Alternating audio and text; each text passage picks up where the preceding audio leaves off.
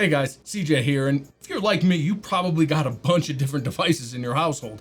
iPhones and iPads, Android phones and tablets, MacBooks and Macs, Windows laptops and PCs, and each of these devices generates data, folders full of files, pictures, and videos, most of which is being backed up to the cloud. But the problem is, each device comes with its own cloud service: iCloud, Google Drive, Samsung Cloud, Dropbox, Backblaze, etc. Most of these services start out free, but that free space fills up pretty quickly, and the resulting monthly subscriptions can add up. Do all those selfies your kids take with the dog really need to be permanently stored on some corporation's remote server?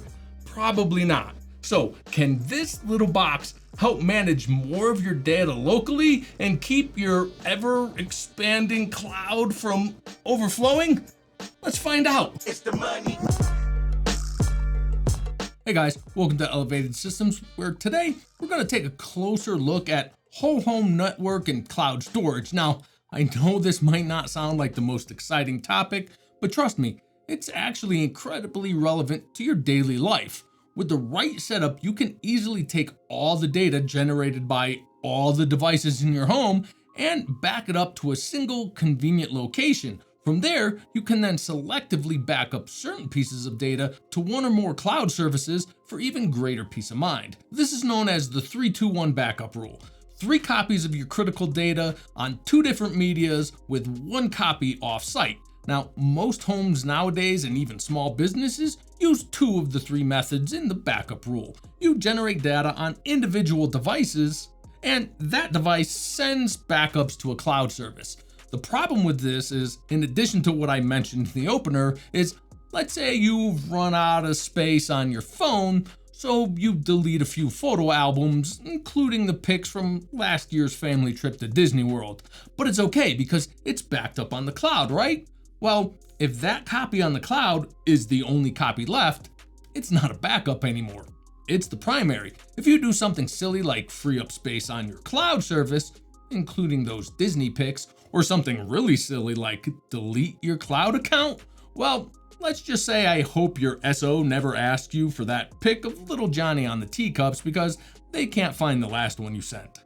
So let's see if we can use this, the Asustor Drivestor 4 Pro, as that second level of backup, leaving the cloud as the third offsite option. Now, Asustor sent me their NAS to check out and make a video about, but don't worry, this isn't a paid promotion. I'm gonna put this baby to the test to see if it's easy to set up and deploy. I wanna see if it can receive data from common Windows, Android, and Apple's devices, and then selectively push that data to the cloud for offsite storage. And I wanna do it all with the software that's available on or compatible with the Asustor, with no IT degree required. Let's quickly go over the specs and features of the Drivestor. First, at just 230 by 174 by 170 millimeters, this NAS doesn't require much space in your home. It's powered by a quad-core 1.4 GHz ARM-based CPU with 2 GB of memory. On the front of the NAS, you'll find the power button, multiple system and network status LEDs, and a 5 gigabit USB Type-A port with a button for one-touch USB backup. On the back of the device are 2 more USB Type-A ports, a reset button, a Kensington lock slot, and a 2.5 gigabit Ethernet port.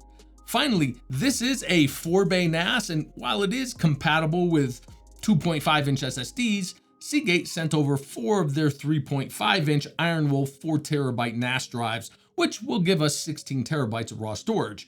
However, the NAS does have a max capacity of 72 terabytes. Drive installation is simple and toolless. Simply slide out the drive trays, pop off the retention clips, pop the drives in the tray, snap the retention clips back on, and slide the tray back into the NAS. The Asustor even has this magnetic front panel to keep everything looking sleek and clean. All that's left to do is plug in the power and Ethernet cords, and the hardware setup side of the NAS is done. Setting up the software was just as easy. Asustor provides a convenient control center app that finds the NAS on your home network and allows for easy one-click connection to the NAS, launching the ADM operating system. There is a very familiar and user-friendly setup wizard. I was even able to update the firmware during the setup process. I went with the one-click setup where I was able to name the NAS, create an admin account, and choose between RAID 0, 5, or 6. I chose RAID 5 for nearly 11 terabytes of usable storage with protection against a single drive failure. And that's it. We are now in the ADM operating system and your NAS is ready for use. There is a lot to explore here, and while I'm only going to briefly touch on a few areas focusing just on data backup, there is a lot more you can do with the NAS and the catalog of available apps. Luckily, Asustor has a very extensive website with tutorials and videos on all the things should you decide to use one for your storage needs. Once in the ADM, we can start creating all the things so our family can back up data from all their things. I can create a user account for each person that needs access to the NAS. I can create shared folders for different data from different devices to be stored and give the user specific access to those folders. Once the share folders and users are created, each person can map their assigned folders to their device, whether they use a Windows PC or a Mac. When it comes to network attached storage, a vast majority of people use it as a convenient way to access shared files from multiple devices, people, and even locations via the internet. In my house, I utilize my home server this way. My wife keeps track of and maintains our household and business financials, backing them up to a shared drive that I can easily access from any device, no matter where I am. However, this method of using a NAS does have its drawbacks. My wife has to manually update the files on her computer and then send a copy to the server, leaving room for human error and potential loss of important data. Luckily, Asustor provides a Windows desktop Easy Sync app that syncs files from designated folders to the NAS, which is incredibly convenient. Unfortunately, there's no Mac support, and the Android and iPhone apps only allow access to files on the NAS, not syncing from the phones. Additionally, there are further limitations to the Easy Sync app for cloud storage that I'll get into when we look at cloud backups. On the upside, the Asustor App Central provides access to many third-party and open source apps, and I found SyncThing. This is the app I currently use to sync files from all the computers in my house to my main Unraid server. It's compatible with Windows, Mac, and Linux. There's even an Android version. The app isn't quite as user-friendly as, say, the Easy Sync app, but 99% of users should never need to do something like open a terminal or write a script to make it work. The most complicated thing is typing in or pasting in a folder path. With a 5-minute scan through a YouTube video or two, you'll be up and running and automatically syncing files to your NAS. That covers computers. For phones and iPads, I use SMB Sync 2 and iMazing to back up my phones and iPad data. SMB Sync 2 is a simple app that automatically syncs selected folders on my Android phone to my NAS, but Apple doesn't allow data sync apps to run long-term on iPhones, so I use iMazing to manually back up all our iPhones and iPads to the NAS. iMazing is an app that runs on a PC or a Mac and lets me set up a wireless backup schedule for each iPhone and iPad. We do share a 2 terabyte iCloud account, which covers the offsite storage, but I still use iMazing to back up each phone to the NAS weekly for that third level of redundancy. Speaking of backups, I do want to mention that by enabling the Apple file service in ADM, you can easily select the Drivestor 4 Pro as the disk for Timemachine backups, making it possible to keep your entire Mac backed up to the NAS. Now that I have all my devices backed up locally, I was able to easily set up the Asustor Data Sync Center, connect my Google Drive, and select folders from the NAS to automatically sync to the cloud, providing the offsite redundancy in the event of a tragedy like a house fire took out all my devices, including my NAS. You can back up everything or just select data based on how critical it is and how much you can afford to spend on cloud storage. A significant problem I found with the Data Sync Center as well as the Asustor Cloud Backup Center is you're not able to select the Easy Sync folders on the NAS as the source folder for syncing to the cloud. A pretty significant limitation when it comes to the 3-2-1 rule.